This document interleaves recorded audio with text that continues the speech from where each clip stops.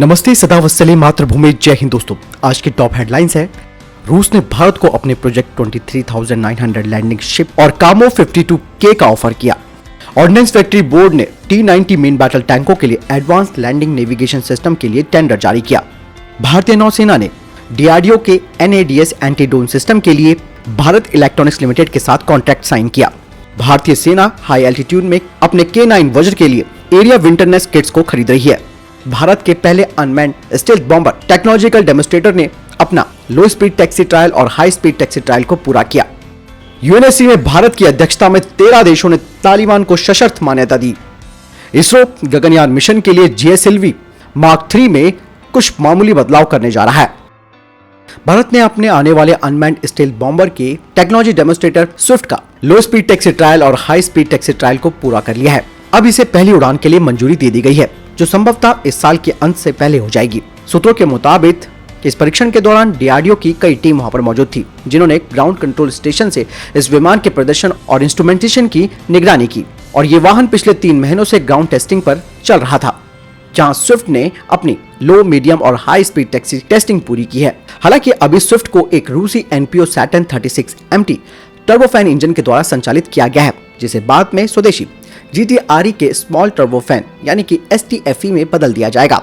Swift का उपयोग flying wing configuration और ऑटोनोमस टेक ऑफ और लैंडिंग तकनीक, इसके अलावा वापस लेने योग्य landing gear system, flying wing design और एयरक्राफ्ट का लो रडार सिग्नेचर डेटा एकत्रित करने के लिए आने वाले समय में कुछ और सुधार किया जाएगा। और अगले 2 से 3 सालों में स्विफ्ट टेक्नोलॉजी डेमोन्स्ट्रेटर का प्रोग्राम पूरा हो जाएगा, जिसके बाद इसे बड़े पैमाने पर और एक बड़ा मॉडल बनाने पर ड्राई कावेरी इंजन का इस पे इस्तेमाल किया जाएगा। ऐसा कहा जा रहा है 2025 से 2026 तक ये अपनी उड़ान परीक्षण के लिए तैयार हो जाएगा। अगली अपडेट की बात करते हैं तो भारतीय सेना को लेकर आ रही है। भारतीय सेना अपने 19 K9 वज्र सेल्फ प्रोपेल्ड हाउवित्जर के लिए high altitude area winter kits को खरीद रही है। इस वक्त भारत नई K9 वज्र सेल्फ प्रोपेल्ड हाउवित्जर को लद्दाख में टेस्ट कर रहा है और इस तरीके के विंटराइजेशन किट्स की मदद से इनकी तैनात की हाई एल्टीट्यूड एरिया में आसानी से हो पाएगी, जहां टेम्परेचर यानी कि तापमान -20 डिग्री सेल्सियस तक होता है।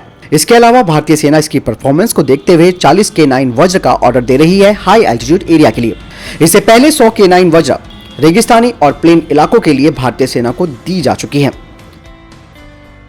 रशिया भारत को प्रोजेक्ट 23900 लैंडिंग शिप की पेशकश कर रहा है, जो कि भारतीय नेवी के 4 लैंडिंग प्लेटफॉर्म डॉक्स प्रोग्राम के लिए है। रशिया साथ ही अपने कामो 52K केटन गनशिप हेलीकॉप्टर की पेशकश कर रहा है, जिसका इस्तेमाल इन LPDs में एयरबोर्न ऑपरेशंस के लिए किया जा सकता है। प्रोजेक्ट 23900 का डिस्प्लेसमेंट 40,000 टन है और इसकी लंबाई 220 मीटर है, यानी इसमें 1A190 गन इक्विप की गई है, यानी कि ये 1A190 गन से भी लेस है। इसके अलावा इसमें 3 कैस्टान क्लोज इन वेपन सिस्टम और 2 पेनिसर M jammer resistant naval system इसमें लगाया गया है। ये 16 मिलिट्री हेलीकॉप्टर्स, 4 ड्रोन्स, 75 यानी कि 75 armoured fighting vehicles, 4 landing boats को कैरी कर सकता है। इसके अलावा जो कामोव Ka-52 है, ये काफी एडवांस है। इसमें एडवांस ग्लास कॉकपिट और एडवांस एवियोनिक्स के साथ साथ सैटेलाइट नेविगेशन सिस्टम भी है। यानी ऑन बोर्ड रडार सिस्टम की मदद से ये हेलीकॉप्टर आसानी से कॉम्बैट मिशन को अंजाम दे सकता है। हेलीकॉप्टर दुश्मन के जहाजों को 200 किलोमीटर की रेंज में डिटेक्ट कर सकता है। इसमें 30 mm की ऑटोमेटिक कैनन भी लगाई गई है। यही नहीं, यह helicopter KH-31, KH-35 air to surface missiles भी दाग सकता है। ऑर्डिनेंस फैक्ट्री बोर्ड ने T-90 मेन बैटल टैंक्स के एडवांस लैंडिंग नेविगेशन सिस्टम के लिए टेंडर जारी किया, जो कि भारत की रीजनल नेविगेशन सिस्टम सैटेलाइट का इस्तेमाल कर सकती हो। हाल ही में BDL ने स्वदेशी रूप से विकसित किया है अपना advance land navigation system mark 2, जिसकी टेस्टिंग T-90 पर पूरी की जा चुकी है और इसकी परफॉर्मेंस काफी अच्छी पाई गई।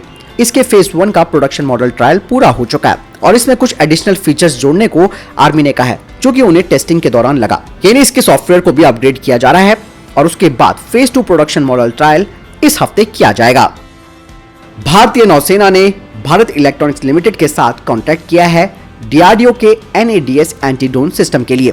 हालांकि कितनी संख्या में ये लेना है, इस बारे में कोई जानकारी नहीं दी गई है। इस सिस्टम में हार्ड किल और सॉफ्ट किल का ऑप्शन होगा। अभी कुछ ही हफ्तों पहले BL ने इस तरीके का कॉन्ट्रैक्ट इंडियन आर्मी और इंडियन एयरफोर्स के साथ भी किया है।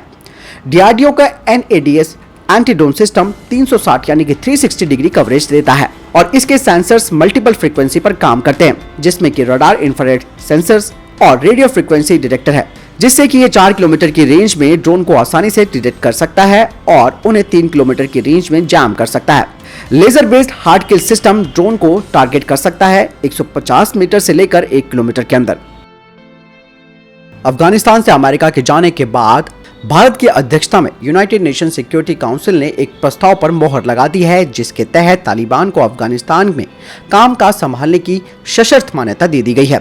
यूएनएससी के प्रस्ताव में कहा गया है कि अफगानिस्तान में तालिबान अस्थायी सरकार की तरह काम कर रहा है। ऐसे में उसे ये सुनिश्चित करना होगा कि यहाँ पर आतंकवाद ना पनपे।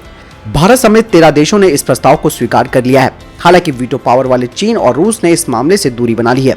इस प्रस्ताव में फ्रांस, यूके, यूएस और भारत समेत 13 देशों ने सहमति जताई है।